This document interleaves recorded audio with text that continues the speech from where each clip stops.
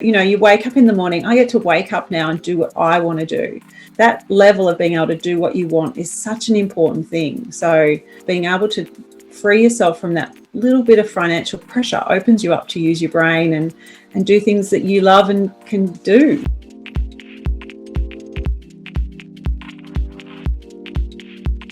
Welcome to another Humans of Flippa, the series where we talk to the real-life buyers and sellers of digital assets.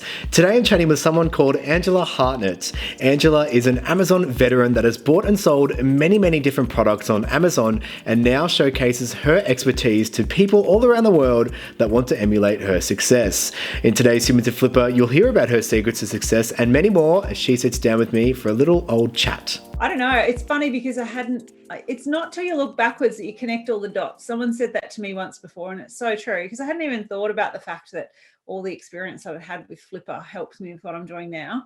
So, but that's how it works, isn't it? That's how experience works. It all kind of blends together. Yeah, absolutely. No, everyone at Flippa raved about you, and after doing a quick Google, I thought, yeah, she definitely can educate me as someone who's totally new to all of this. And that's what I mean. It's all colliding together really nicely for so many people, particularly women. Like, I mean, I won't get into it today, but it really is a space that women can play in, at least at the same level as men, but certainly they actually can do it better because they have a lot of different experience that they can bring to the table, and you can hide behind the internet. People don't realize you can be black, white, male, female, 105. It doesn't make any difference. So, you know, to be able to build a e-com business and then sell something is just insane, you know. Yeah. Kind of levels the playing field with the anonymity with the internet, I suppose. Do you know where I started with Flippa? Not really, actually. Please tell me. So I was booted out of my bricks and mortar job by my CEO at the time because I was having, I was going through IVF actually to have a child, and I was horrible to be with. So I went home and I started to build apps on the App Store. So I taught myself to build apps on the App Store, and I built a heap of kids games on the Apple iTunes Store. And I think at one stage, I think in total I had about, haven't got a very good memory, but it would have been about 120 odd apps on the App Store, all just kids games. And but what I decided to do with those was I would come up with the ideas, and I would have someone overseas help me with the illustrations and the game, like putting the game designs together. And then I'd list them on the App Store, and then I would make some money out of them. And when they sort of got to the end of sort of slowed down their life of cash flow, I would flip them on Flippa. So I'd sell them on Flippa. So I don't know how many I sold on Flippa, but it would be at least 50, I'd say, of those, probably more. I'd have to go back and have a look. But that's how I know Flippa. Yeah, that's huge. We see a lot of apps, actually. I feel like apps are kind of that growing platform. We have a lot of e-com, obviously, a lot of Amazon FBA, but apps are the new one because people can actually do it themselves and actually take it upon themselves to build it and outsource, just because it's a totally different game. It seems to be not so reliant on the trends. It's not really seasonal or niche. It's just something that's evergreen. Absolutely. And it was, for me, it was awesome because it was something I could do at home around what I was doing in my own life at that particular time and make good money out of it. I still have apps on the App Store now, and we're talking 8 years ago or something now that was, you know, that happened. So yeah, it's really cool. And now, like, that led me to so many things because from that I learned a lot about keywords, like apps, developing apps anyway. I learned a lot about keywording and keyword research and how it's important for apps. And then that leads you to SEO. And while I actually had my baby was 6 months old at the time. I got out of apps when he was born. So I kind of stopped there and went on to my next serial entrepreneur thing, which was I bought a business off Gumtree. I bought a whole heap of inventory from someone who was selling their market stall inventory. And she came to me and I found her on Gumtree actually, and she had all of this inventory, and she had a little Facebook page with 2,500 followers, which was huge at the time. We're talking 6 years ago now. Yeah. And I went and picked up all this inventory and started a little website, rebranded it because it had a horrible name and horrible photos, rebranded it. So I bought it for $500, and then I sold that. That wasn't through Flippa, but I sold that one for $30,000 in 7 months, I think. So, and not a lot of money in big, a huge return, but not a lot of money in, the big scheme of things. But it showed me again how to build something on the internet. So all these little things kind of link together. When something comes up that you know the bones of a good business as you start looking at things. And that's what happened to me with Amazon. The idea of selling on Amazon came across my table and I looked at it. The big business model behind that was, incredibly exciting, and it still is to me. So, and again, it rolled all of those things that I had learnt through, building apps and building my website for that small e-com business. It blended all of those things together.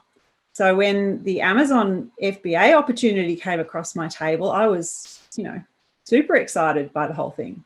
How have you seen the Amazon FBA business side of things grow in Australia? Because I feel like Amazon has only really just started to really gather steam here. So what have you noticed in the past few years with the Australian perspective in Amazon FBA? Yeah, it's really interesting because when I started, because I obviously sit in Australia and many people overseas already knew what Amazon was, but here in Australia 3 or 4 years ago, we didn't even know what Amazon was. Amazon sold books, right? So when I started my Amazon business, I didn't realize that they sold anything other than books. So it was a big new novel thing for me.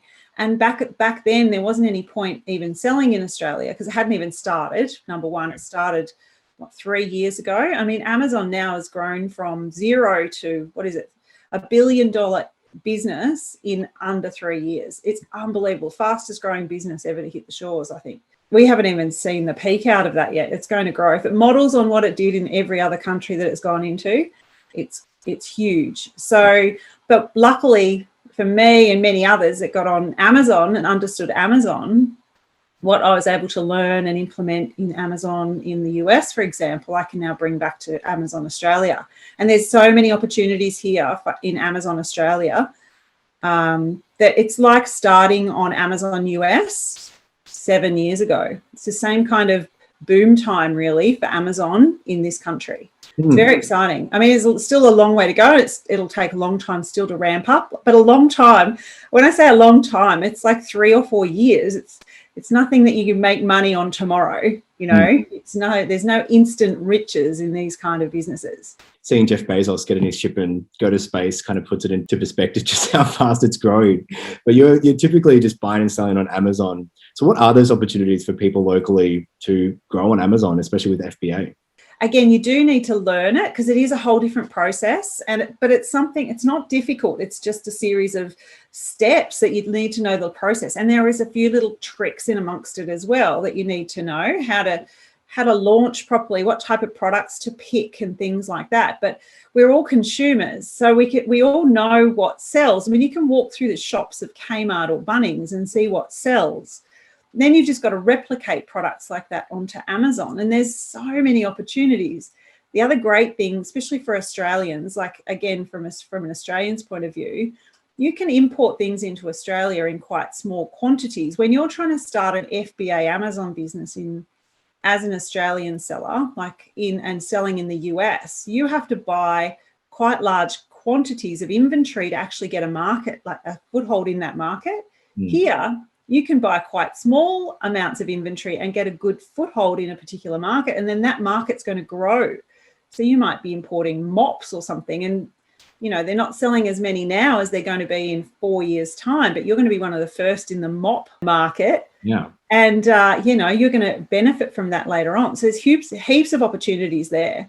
Seeing what's selling well in other countries on Amazon and online, you can just replicate them here. It's very exciting. I definitely love seeing the niche products and just how successful they've been. We recently had a listing on Flippa, which was dog food mats, which are the mats that you put underneath your dog food bowl so it doesn't get messy. And that business sold for well over 6 figures. So something so niche and obscure can just go absolutely ballistic. It's kind of amazing to see. And you don't have to have a heap of products either. I know plenty of people that are selling their FBA businesses right now, and they're selling them with 1 or 2 products. It's not like they've got a suite of 100 products. They're a fully fledged retail store. They are a brand with 1 or 2 products. It's incredible. you've obviously got a lot of expertise in this sort of area, and now you're at a stage where you're educating other people on how to emulate your success. So how did that begin, being someone that's now teaching people how to follow in your footsteps? Yeah, well, I followed someone myself because I always think that's the best way. Like, don't try and learn something new, like just follow someone who's done it before. So I did a course from someone that I knew, actually, Adam Hudson. He runs Reliable Education, and I did their course back in 2017.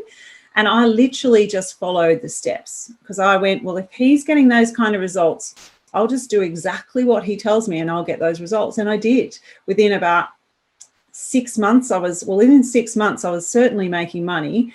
And within 18 months, I'd blown that out of the water. I was making huge amounts of money, maybe more than I even expected.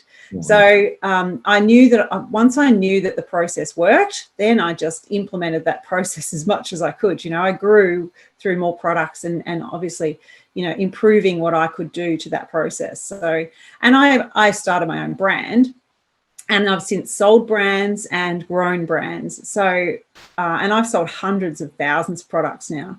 So obviously, having had success and being part of a group like Reliable Education, I've been able to share that with others and help inspire other people to do what I did, because I'm just a normal mum from the Sunshine Coast. You know, I'm not anybody special. I just do stuff. You know, I get it done.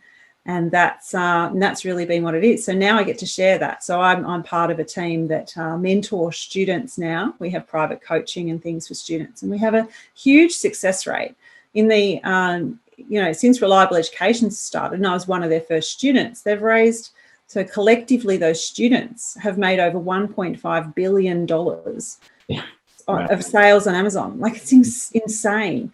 The average, I think it's the average amount that people make once they list on Amazon of our students is something like $200,000 a year. It's insane.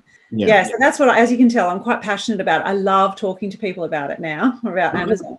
I love hearing it. I love hearing your passion. I just think that if you have a genuine passion for something, then that is where you're going to have even more success, because it's not really work. You know, a lot of people might see this as a get-rich-quick scheme, which after all the people I've chatted to, it's definitely not. But you definitely need that perseverance and a genuine passion for it, and that will just reap rewards in the long term. It does. And it genuine passion and love for it. So, you know, you wake up in the morning. I get to wake up now and do what I want to do. So there's a point, it was probably about 18 months into my journey in Amazon when I realized I was making enough money I was washing the car with my kid, actually, and it was a Wednesday afternoon, and I realized I was making enough money to cover the bills.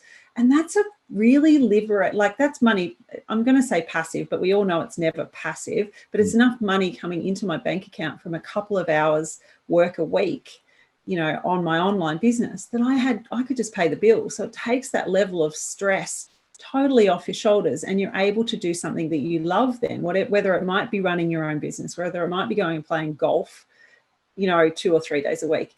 That level of being able to do what you want is such an important thing. So it opens you up. Being able to free yourself from that little bit of financial pressure opens you up to use your brain and do things that you love and can do, you know. Yeah, totally. I'd just like to thank you for joining me on Humans of Flippa today. It's been an absolute pleasure. Thank you for having me.